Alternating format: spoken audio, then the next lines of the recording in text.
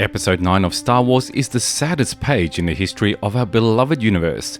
You know, the whole trilogy of sequels turned out the way we know it only because two directors could not prove to each other who was cooler, instead of concentrating on the development of the story plot normally.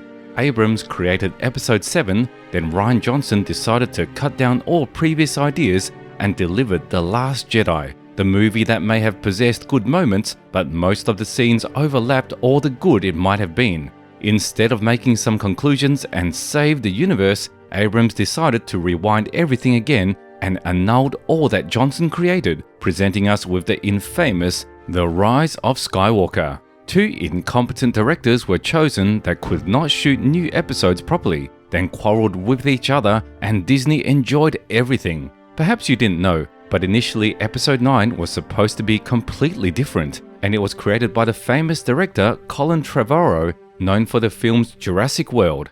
However, due to disagreements with the management of Lucasfilm, Colin decided to leave the team. His concepts were reset, and Abrams was brought back again. I've waited a long time for this moment to make a big video in which I'd like to show you all the concepts created by Trevorrow and tell you about the original plan for the plot, so that you understand what a good ending to the story we lost. I will read you a short script of the unreleased film, the full version of which you can find at the link in the description, and throughout the video you will see sketches of the movie frames of the episode. So, Trevorrow's script began with the following introductory text. The iron grip of the First Order has spread to the farthest corners of the galaxy. Only a few distant planets remain unoccupied. Treacherous actions are punishable by death. Deciding to stifle the growing unrest, Supreme Leader Kylo Ren silenced all communications between neighboring systems.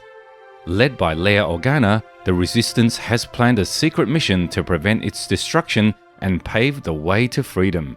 After that, the action was transferred to the planet Kuat, surrounded by an orbital ring. The most interesting thing is that the legendary Imperial Eclipse cruiser was supposed to dive over the planet. The ring was used as a base for the fleet of the First Order. Finn, Rose, Poe, and BB-8 tried to destroy the structure, but failed. They were surrounded by stormtroopers, but then Rey appeared and saved her friends. Then Poe had a crazy idea to capture the Eclipse and use it to escape. Thanks to a mind control trick, Rey managed to get the ship's crew to take him to a rebel base on the planet Corellia. The script did not specify how much time had passed since the events of the 8th episode, but judging by the small details like the fact that Rey has grown up noticeably and Hux has grey hair, we are talking about at least a few years. Meanwhile, Kylo Ren visited Darth Vader's abandoned castle on the planet Mustafar. During the journey, he heard Luke's voice urging him to abandon the dark side. There, he found a holocron with a recording made by Emperor Palpatine before the events of Return of the Jedi, where Palpatine was informing his apprentice that if he suddenly fell at the hands of Luke, Vader should deliver his son to the planet Remnicor to the Sith Master Thor Vallum, who once taught Palpatine. During the play of the recording, the built-in protective device scanned Ren, determined that it was not Vader, and fired a red lightning bolt at him. Ren survived, but suffered a serious burn. After the treatment, he covered the affected areas with Mandalorian armor and then put on a new helmet. On Corellia, the Resistance discussed further actions. It turned out that a lot of weapons and equipment were stored on the captured Dreadnought, with which an entire army could be armed. Except the Resistance didn't have an army. Therefore, Poe proposed the following plan: to send a small detachment to Coruscant to activate an ancient communication system hidden in the destroyed Jedi Temple. Using it, the Resistance could send a message across the galaxy by passing the jammers of the First Order and provoke an uprising. As a result, Finn, Rose, C-3PO and R2-D2 went on this task. According to Trevorrow's scenario, the citadel of the First Order was located on Coruscant, which was a giant ship. Our old friend General Hux also lived there. After the events of the 8th episode, he proclaimed himself Chancellor and now likes to while away the evenings by arranging public executions of rebels using a laser guillotine. Hux suddenly believed he was force sensitive. A lightsaber was kept in his chambers. There were also several scenes in the script where Hux tried to move objects with the power of his mind. In parallel, Rey's training sessions were shown. During them, the heroine had a vision with the planet Mortis, the ancient world where dark and light entities live together, creating a balance in the Force a long time ago. The same planet from the Clone Wars, from the arc about the Lord of the Force. In the vision, Rey fought Ren in a giant hall with 2 thrones and lost. Luke's ghost confirmed that Mortis really exists and Rey saw the future, but said that it could still be changed. To find out the location of Mortis, Rey went to the planet Bonadan. She was accompanied by Poe and Chewbacca. By this point, the script made it clear that Poe and Rey had mutual feelings, like Leia and Solo in The Empire Strikes Back. This is very nice considering that in the previous 2 films they had as much as one joint scene. In the final shots of The Last Jedi, when the heroes were preparing to depart, Corellia was attacked by a squadron of the First Order. As a result, Poe and Rey had to get away from the fighters and the ship of the Knights of Ren, maneuvering between the stone fragments, another obvious reference to the 5th episode. On Bonadan, Rey met with a Force-sensitive alien who helped her pave the way to Mortis. On the way back, our heroes encountered the 4 Knights of Ren. A couple of action scenes followed, and then a melee fight, during which Rey brutally dealt with all the opponents and killed the last of the Knights with purple lightning. After the confrontation, Rey used a mind control trick to force Poe to return to the Resistance. She kissed him goodbye, then boarded the ship of the Knights of Ren and flew to Mortis. To get to the planet, she had to dive into a black hole. The transition scene were accompanied by a number of strange visual images in the style of the cave scene in the 8th episode.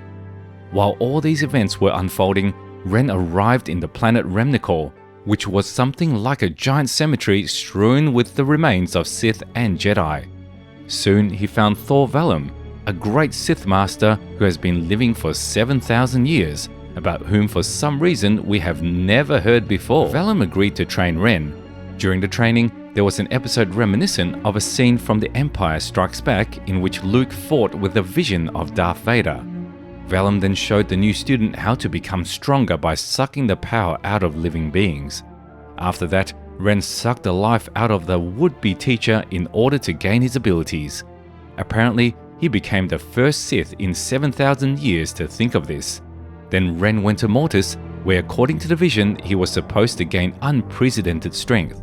As for Leia, she visited the planet where Lando was now settled and invited an old friend to join the fight and convinced her friend's fleet of smugglers to attack the First Order.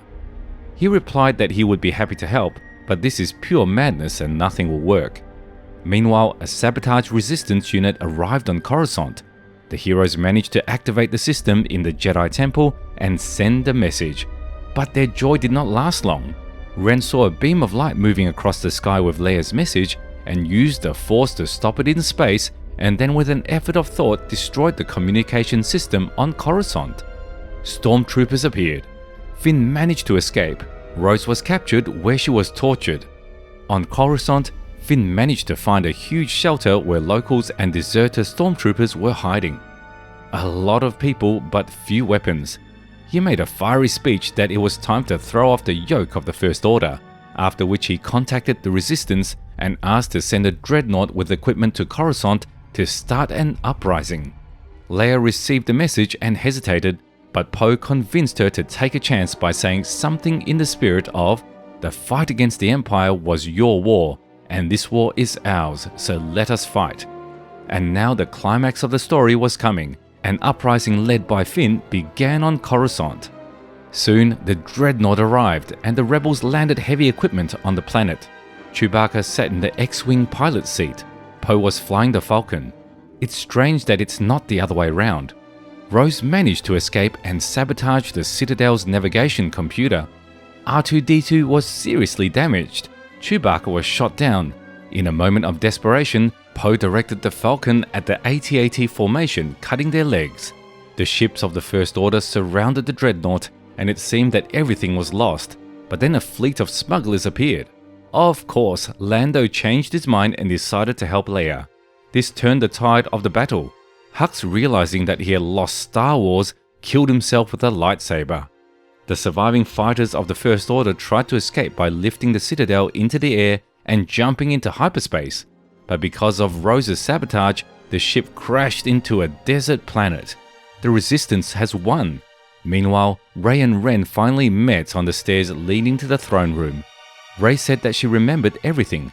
In fact, it was Ren who killed her parents.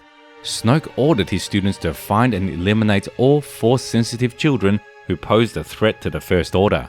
So the parents hid Rey on Jakku. Ren admitted that everything really was like that, after which the fight began.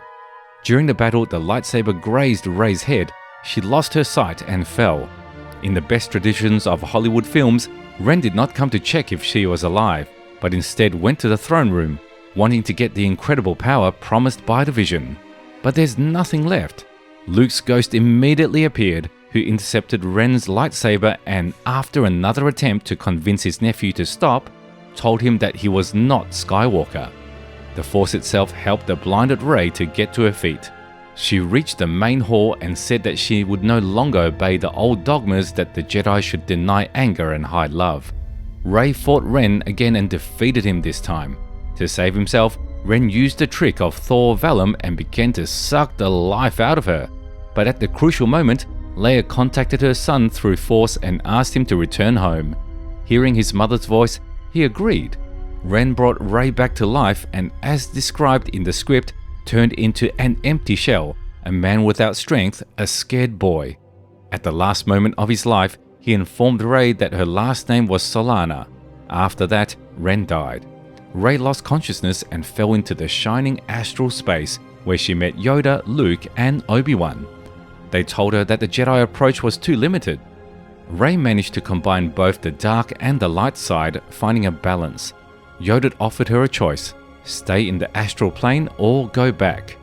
In the finale, we saw a ceremony where the heroes of the Resistance were honored. Chewbacca finally got a medal. Poe went to the Falcon to look for Rey. The restored R2-D2 broadcast to Leia a set of events stored in his memory of the original trilogy, and General Organa began to cry. Finn and Rose have opened a refuge for Force-sensitive children on the remote planet of Modesty. In the final shots, the figure of Rey appeared on the horizon, who came to train a new generation of Jedi. The end. That's how the finale of the sequel trilogy could have turned out. It is worth noting that the plot is also full of incomprehensible moments and plot holes, but this is only an early concept, and you know, I like it much more. Trevorrow really tried to create something new, to finish the story of the characters started in the previous parts, and to link the overall plot with iconic places and events from the past, like Coruscant or Mortis. The film was supposed to run for more than 3 hours and be very gloomy in style, and obviously Disney didn't like it and the management began to put pressure on Colin, and after several months of disagreements, he decided to just leave the director's chair and leave the project, after which Abrams came, who did everything as the bosses wanted. In the end, we got what we got, and it's very sad. I want to know your opinion. Write it in the comments. What do you think about the unfinished film by Colin Trevorrow? If you really liked the video, then like it, and in addition, you can subscribe to the channel because we try to please all Star Wars fans with new videos as often as possible. Thank you so much for watching. May the Force be with you.